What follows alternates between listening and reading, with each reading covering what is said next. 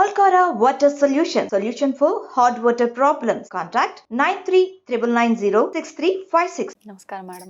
నమస్తే మేడం, ప్రతి ఒక్కరు కూడా మాకు లక్ష్మీదేవి అనుగ్రహం కలగాలి, మాకు మంచిగా డబ్బు వచ్చినట్టుగా నిలబడాలి, ఈ రకంగా ఎంతసేపు లక్ష్మీదేవి లక్ష్మీదేవి అనే ఒక ఆలోచనలోనే ఉంటుంటారు. నిజంగానే డబ్బు లేనిది మనకు రోజు అనేది గడవదనే చెప్పాలి. అయితే సరస్వతీదేవి కూడా ఇంపార్టెంటే కదా మేడం. అంటే చదువు లేనిదే ముందుకెళ్ళలేము, అలా అని చదువుకున్న వాళ్ళే గొప్ప వాళ్ళు అవుతారు, ధనవంతులు అవుతారు అని కూడా లేదు. అయితే ఇద్దరు ఇంపార్టెంటే. మనం ప్రత్యేకించి ఎక్కువగా లక్ష్మీదేవి అనుగ్రహం పొందితే బాగుంటుందా, సరస్వతీదేవి అనుగ్రహం పొందితే బాగుంటుందా? మంచి ప్రశ్న. వాస్తవానికి పరబ్రహ్మ స్వరూపం అంటే ఒకటే రూపం, ఒక జ్యోతి రూపం అని అంటారు. ఆ జ్యోతి, ఆ వెలుతురు రకరకాలుగా, రాముడని కృష్ణుడని, అంటే భక్తులకి అనుకూలంగా భగవంతుడు ఆయా రూపాల్లో వస్తుంటాయి. అలాగే పరబ్రహ్మ స్వరూపిణి అమ్మవారు ఆవిడే లక్ష్మి అన్నా, ఆవిడే సరస్వతి అన్నా, కామాక్షి అన్నా, పార్వతి అన్నా. కాకపోతే ఎందుకు ఆ రూపాల్లో వస్తారు అంటే, అలా అటువంటి రూపాలలో వస్తేనే మనకి కొంచెం అర్థమవుతుంది, లేకపోతే తను అనుగ్రహాన్ని ఆ రకంగా ఇస్తుందని. అందరూ ఒక్కటే. అయితే విద్య అనేటప్పటికీ ఈ విద్య వల్ల ఎన్ని లాభాలు ఉన్నాయి అంటే, పూర్వం అంటే చదువు మొదలు పెట్టక ముందు విద్యాభ్యాసం అన్నది చేస్తారు కదా. అది ఎందుకు చెయ్యాలి అంటే, కేవలం నా పిల్లలు బాగా చదివేసుకోవాలి, తద్వారా డబ్బులు సంపాదించుకోవాలి అన్నది కాదు. అసలు కారణం ఏమిటి అంటే, నేర్చుకున్న విద్య సంస్కారం నేర్పించాలి. అది ప్రథమంగా. అంటే మనం నేర్చుకున్న విద్య వల్ల మనకి సంస్కారం రావాలి. ఇంకొకటి ఏమిటి అంటే, ఈ విద్యను అందరికీ పంచి పెట్టగలగాలి. అంటే మన దగ్గర ఏ విద్య ఉంటుందో దాన్ని నలుగురికి పంచిపెట్టగలగాలి. లేదు అంటే మనం చదివిందే అవతల వాళ్ళకి కూడా పక్కన కూర్చోబెట్టి చెప్పలేం కదా, వాళ్ళకి అది అవసరం ఉంటుందో లేదో తెలియదు. ఇటువంటి ప్రశ్నలు కూడా వస్తాయి.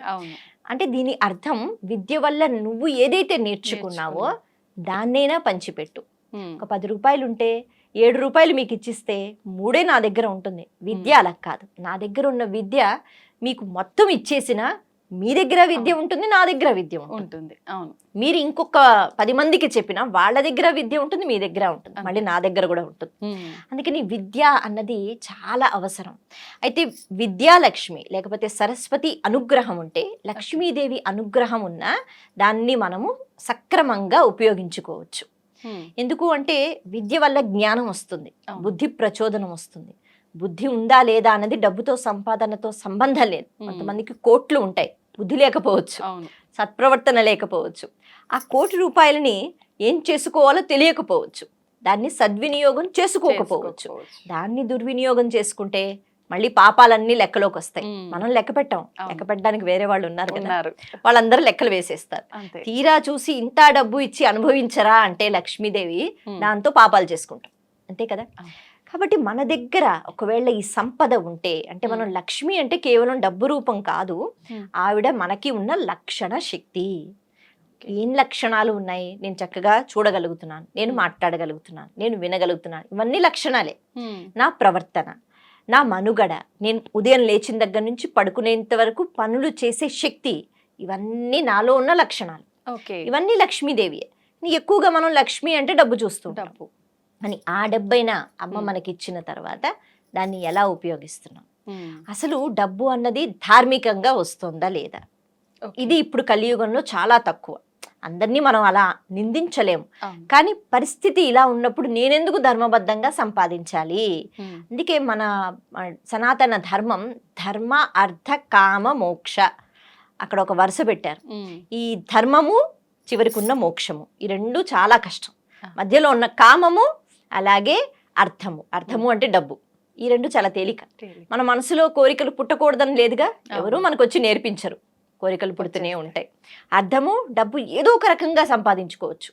అంటే ధర్మాన్ని పక్కన పెడితే ఏ రకంగా అయినా సంపాదించుకోవచ్చు, లేదు అన్నా కూడా ఎంతో కొంత సంపాదించుకోవచ్చు. కానీ ఈ ధర్మం, ఈ మోక్షం చివరికి చాలా కష్టం. ధర్మంతో ముడిపడి ఉండాలి అర్థం. 1 రూపాయి సంపాదించినా ధర్మంతో ఉండాలి, 1 రూపాయి ఖర్చు పెట్టినా ధర్మంతో ఉండాలి. అలాగే ధర్మంతో సంబంధం ఉండాలి కామం, అంటే మనసులో ఉన్న కోరికలు. నాకేదో కోరిక పుట్టింది కదా, అవతల వాళ్ళు ఏమైపోయినా పర్వాలేదు అని అనుకోకూడదుగా. అందుకని అవి చెప్పారు, అవి నిత్యము మనం కోరుకుంటూ ఉంటాం. ధర్మార్థ కామ మోక్ష ఫలసిద్ధ్యర్థం అని అంటూ ఉంటారు. అవును. ఇలా లక్ష్మీదేవి ఉన్నా, సరస్వతీదేవి అనుగ్రహం ఉంటే లక్ష్మీ అనుగ్రహాన్ని సద్వినియోగం చేసుకోవచ్చు. లేకపోతే సరస్వతీదేవి అనుగ్రహం వల్ల లక్ష్మీదేవి అనుగ్రహాన్ని పొందవచ్చు. దీనికి సంబంధించి ఒక అద్భుతమైన సన్నివేశం గురించి మనం మాట్లాడుకుందాం. అంటే ఇది కథ కాదు, నిజంగా జరిగింది. అప్పట్లో భోజరాజు ఆయన ఆస్థానంలో ఎంతో మంది కవులు ఉండేవారు, అలాగే కాళిదాసు గారు. అయితే అప్పట్లో రాజుగారు అంటే కేవలం నేనేదో మహారాజుని దాన ధర్మాలని కాకుండా ఒక ఆస్థానము, పండితులు, వాళ్ళ పాండిత్యము ఇదంతా కనిపిస్తూ ఉండేది. అలా ధారానగరం అంటే ఇప్పుడు మనం ఉజ్జయిని అని అంటున్నాం కదా, ఉజ్జయిని మహాకాళి, అది ధారానగరం. అయితే అక్కడ ఆయన పరిపాలిస్తూ ఉండేవారు. అక్కడ కాళిదాస్ గారు, ఆయన మహానుభావుడు, అమ్మవారి యొక్క భక్తుడు, మనకి తెలుసు, ఎన్నో అద్భుతమైన కావ్యాలు ఇచ్చారు. ఆయన సరస్వతి సంపన్నులు, అంతే కదా, విద్య ఉంది. మహారాజు గారు అంటే ఆయన లక్ష్మీ సంపన్నులు, ఆయనకి ఇంత పాండిత్యం రాదు. అయితే ఆయనకు ఒక రోజు మనసులో ఒక కోరిక పుట్టిందట. అదేంటి అంటే, నేను చచ్చిపోతే నా మీద ఎటువంటి పద్యం రాస్తారు, ఏది చెప్పండి చూద్దాం అన్నారట. అంటే ఆ భావన కూడా ఎవరైనా చేస్తారా, కానీ వాళ్ళు ఎదిరించలేకపోయారు అక్కడ ఉన్న వేరే పండితులు. సరే అండి, ఒక్కొక్కడు ఒక్కొక్కలాగా కవిత రాసి ఇచ్చారు. భోజరాజు గారు చనిపోతే ఏమిటి ఒకటి రాస్తారు కదా, అలా. అయితే రాజుగారికి ఇవన్నీ బాగున్నాయి కానీ ఇంకా అద్భుతంగా ఉండాలి, అందుకే కాళిదాస్ గారిని అడిగారు. అయితే కాళిదాస్ గారికి అమ్మవారి అనుగ్రహంతో ఒక వరం ఉంది. ఏమిటి అంటే, ఆయన ఏది అంటే అది అయిపోతుంది, ఆయనకు ఆ శక్తి ఉంది.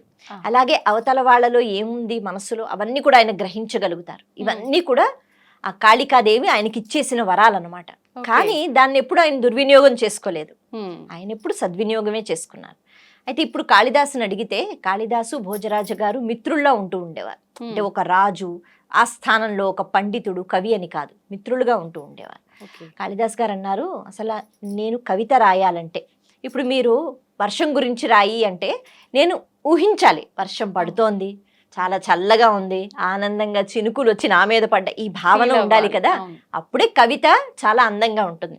కాళిదాస్ అంటారు, ఇప్పుడు మీరు చనిపోయారు అని ఊహ నేను చెయ్యాలి కదా, లేకపోతే నేను ఎలా రాస్తాను? ఆ ఊహ కూడా భయంకరం, అది శుభం కాదు, కాబట్టి నేను చెయ్యను. ఒకవేళ నేను అలా చేస్తే ఆయనకు తెలుసు అది నిజమైపోతుంది కదా, ఇప్పుడు ఎందుకు ఇప్పుడు అలాంటి కోరికలు ఎందుకు? ఆయన నేను రాయనన్నారు, నేను చెప్పనన్నారు. సరే, మహారాజు గారు అలిగారు 2-3 రోజులు. లేదు, నువ్వు ఎలాగైనా చెప్పాల్సింది. దీనికి ఏమిటంటే పౌరుషము, కోపము వచ్చేస్తోంది రాజుగారికి. నేను చెప్తే నువ్వు వినవా? నేను ఎవరనుకుంటున్నావు? నేను రాజు. ఎందుకు వచ్చింది ఈ అహంకారం? ఎందుకంటే ఆయన లక్ష్మీ సంపన్నులు కదా, ఆయన ఏది చెప్తే అది వినాలి. కారణం ఏమిటంటే ఆయన మహారాజు. కానీ ఇక్కడ విద్య ఉన్న సరస్వతీదేవి అనుగ్రహం ఉన్న కాళిదాస్ గారు నేను చెప్పను అన్నారు. సరే, నువ్వు చెప్పకపోతే నేను శిరచ్ఛేదనం, అంటే అప్పట్లో శిక్షలు అలాగే ఉండేవి కదా, నచ్చకపోతే చెరసాల్లో వేసేయండి, చంపేయండి అంటూ ఉండేవారు. సరే, మీరు ఏం చేసినా పర్వాలేదు, నేను మాత్రం చెప్పనన్నారు. ఆ మొండితనం ఎలా ఎక్కువైపోయిందంటే రాజుగారికి కోపం వచ్చేసింది. సరే, నేను నిన్ను ఎలాగో చంపలేను, రాజ్య బహిష్కరణ, వెళ్ళిపో, నువ్వు నాకు ఇంకా కనపడదు. కాళిదాస్ గారు వెళ్ళిపోయారు, ఆజ్ఞ పాటించారు. కొన్నాళ్ళు అయింది, ఆ తర్వాత ఈ మిత్రుడు అనే భావన ఎక్కువైంది. కాబట్టి అయ్యో, నేను అనవసరంగా ఏదో మూర్ఖత్వంతో మాట్లాడాను, నా మిత్రుడు నాకు కావాలని అనుకున్నారు భోజరాజు గారు. సరే అని వెతకండ్రా అని అందరిని పంపించారు. అందరూ వెతుకుతున్నారు, కాళిదాస్ గారు ఎక్కడ కనిపించలేదు. అంటే కాళిదాస్ గారు వేరే ఏదో అక్కడే ఆ ప్రదేశంలో ఏదో ఊరిలో అడవిలో ఒక ఆశ్రమంలో పెట్టుకుని ఆయన అక్కడ కూర్చున్నారు. అంటే ఎంత ఇష్టం అంటే కాళిదాస్ అంటే, ఈయన కూడా మారు వేషం ధరించి వెతుకుతున్నారంట. అందరూ వెతుకుతున్నారు, ఈయన కూడా వెతుకుతున్నారు. వెతుకుతూ ఉంటే ఒక స్థలంలో కాళిదాస్ గారు కనిపించారు. అయితే భోజరాజు గారు మారు వేషాలంటే అప్పుడు వేరేగా వేసుకునేవారు కదా, ఆయనే రాజని పాపం ఆయనకి తెలియదు. ఆయన వచ్చి పక్కన కూర్చున్నారు. కూర్చుని, అమ్మయ్య నా మిత్రుడు దొరికాడు అని కూర్చున్నారు. మరి అప్పుడైనా బుద్ధిగా ఉండవచ్చు కదా. కాళిదాస్ గారిని చూసిన వెంటనే, ఏమిటి మీరు ఎవరు అని ఏదో అడిగారట. కాళిదాస్ గారు, మీరెవరు అంటే, నేను ధారానగరం నుంచి వస్తున్నాను అన్న వెంటనే, అవునా, రాజుగారు ఎలా ఉన్నారు, బాగున్నారా అని అడుగుతారు. ఎందుకు అంటే పాపం వీరు అక్కడికి వెళ్ళడానికి లేదుగా, రాజ్య బహిష్కరణ. అడిగిన వెంటనే అప్పుడు ఆయన అనుకుంటారట, అమ్మయ్య ఇప్పుడు మారువేషంలో ఉన్నాను కదా, ఇప్పుడైనా నేను పద్యం చెప్పించుకుంటాను అని చెప్పి, ఇంకెక్కడ మహారాజు, ఆయన పోయి 7 రోజులైంది అని అంటారు. అన్న వెంటనే కాళిదాస్ గారు విపరీతమైన బాధకి గురవుతారు. అవునా అంటే, అవునవును అయిపోయింది, ఆయన చనిపోయారు, 7 రోజులు అవుతోంది, మీకు తెలీదా అంటే తెలీదు. అప్పుడు కాళిదాస్ గారు అనుకుంటారట, అయ్యో నేను చనిపోతే పద్యం అని ఆయన అడిగి చనిపోయారు కదా, ఇప్పుడు ఆయన కోరిక తీరుస్తాను అని చెప్పి ఆయన పద్యం చెప్పడం మొదలుపెట్టారు. అంటే ఆయన ఎక్కడో ఉంటారు కదా, ఆయన వింటారు అని ఒక ఆలోచనతో. నాకు చిన్న పద్యం చెప్పారు. ఆయన అన్నారు, నిరాధార ధార అంటే ధారా నగరానికి ఇప్పుడు నిరాధారం, ఆధారం లేదు. నిరాధార సరస్వతి, సరస్వతీదేవి అనుగ్రహం ఉండేది, ఎందుకంటే పాండిత్యం ఉండేది. ఇప్పుడు ఆధారం లేదు, ఎందుకంటే రాజుగారు లేరుగా.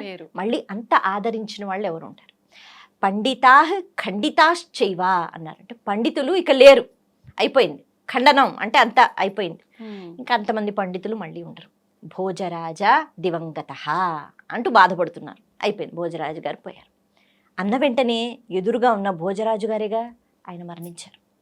ఎందుకంటే కాళిదాస్ గారికి ఆ వరం ఉందిగా, ఆయన ఏదంటే అది అయిపోతుంది.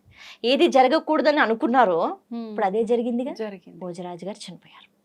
అలా ఎదురుగా వ్యక్తి పడిపోయిన వెంటనే అప్పుడు అనుకున్నారు కాళిదాస్ గారు, అయ్యో ఎంత పని చేశాను, ఏది చెయ్యకూడదు అనుకుని వచ్చాను అంటే ఎదురుగా ఉన్నది భోజరాజా, మారువేషంలో వచ్చారా.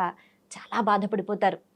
సరస్వతీదేవిని ప్రార్థిస్తారు, తల్లి నాకు వాక్ ఇచ్చావు, కానీ నా వాక్కు వల్ల ఈరోజు ఈ పని జరిగింది ఏంటి, దానికి ఇష్టం లేదు కదా, మరి ఇలా ఎందుకు చేసావు తల్లి, మరణం అన్నది అందరికీ వస్తుంది, కాబట్టి ఇలా నా వాక్కు ద్వారా అని ఆయన తట్టుకోలేక సరస్వతీదేవి ఆరాధన చేస్తారు. సరస్వతీదేవి మురిసిపోయి అంటుందట, సరే ఇప్పుడు చెప్పావు కదా పద్యం, దాన్ని కొద్దిగా మార్చి చెప్పు, చెప్తే అప్పుడు నేను భోజరాజు గారిని బ్రతికిస్తాను కొద్దిసేపు నీ కోసం అంటారు.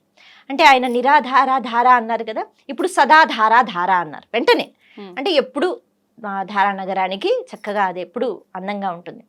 అలాగే నిరాళంబ సరస్వతి, ఎప్పుడూ కూడా సరస్వతీదేవి అనుగ్రహం అక్కడ ఉంటుంది. పండితా ఖండితాశ్చైవ అన్నారు కదా, ఇప్పుడు కొద్దిగా మార్చి మండితాశ్చైవ అన్నారు, అంటే మండుతూ ఉండడం, అంటే ఎప్పుడు ప్రకాశిస్తూ ఉంటారు. భోజరాజా భూమిం గతః అన్నారు, దివంగత మార్చి భూమిం గత, భూమి మీదే ఉన్నారు అన్న వెంటనే సరస్వతీదేవి తథాస్తు అంది. ఆయన అలా లేచి కూర్చున్నాడు. లేచి కూర్చుంటే అప్పుడు అమ్మ అంటుందట, విద్యకి దానితో పాటు వినయానికి, అంటే విద్య ఉండటంతో పాటు వినయం ఉండాలి. నా దగ్గర విద్య ఉంది కదా అని నేను నచ్చినట్టు ప్రవర్తిస్తే ఉండదు కదా. అలా ఉన్న వాళ్ళకి ఎప్పుడు జయమే. ఇప్పుడు ఎవరు గెలిచినట్టు? కాళిదాసే గెలిచారు, ఈ రాజుగారు గెలవలేదుగా. అప్పుడు రాజుగారు లేచి కూర్చుంటే అమ్మ అంటారట, మీరిద్దరూ ఒకరినొకరు విడిచిపెట్టి ఉండలేరు, అందుకని మీ ఇద్దరినీ కూడా నేను స్వీకరిస్తాను, నన్ను నాలో కలిపేసుకుంటాను, కాబట్టి మీకు కొంచెం సమయం ఇస్తున్నాను, ఈ సమయం మీరు ఏం మాట్లాడుకుంటారో మాట్లాడుకోండి, ఆ తర్వాత మిమ్మల్ని నేను నాలో ఐక్యం చేసుకుంటాను. అప్పుడు వాళ్ళిద్దరూ భోజరాజు గారు లేచి అనుకున్నారట, ఈ రాజ్యము భోగభాగ్యాలు ఇవి కాదు, విద్య, ఆ విద్యలో ఆ విద్యని అభ్యసిస్తున్నప్పుడు వచ్చిన ఆనందం ఇంకేదీ లేదు. అందుకే కాళిదాస ఏ రామాయణము ఇంకేదో చెప్పు, ఏవో పద్యాలు చెప్పు, ఆయనకి అర్థమవుతుంది ఆయన మూర్ఖత్వం వల్ల ఏమైందో, ఆయన వల్లే కదా ఆయన పరిస్థితి అలా అయిపోయింది.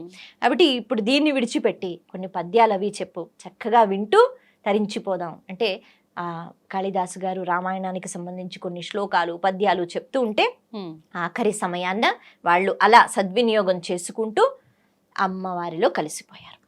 ఇది ఒక కథ కాదు, ఇది నిజంగా జరిగిన విషయం. కాబట్టి విద్యకు ఉన్న శక్తి ఎంత అని ప్రశ్నించటానికి లేదు, విద్య ఉన్న వాళ్ళ జోలికి వెళ్ళకూడదు. అలాంటి వాళ్ళు కూడా వినయంతో ఉంటేనే వాళ్ళ దగ్గర ఉన్న శక్తి పనికొస్తుంది, వాళ్ళ కోసం అవతల వాళ్ళ కోసం.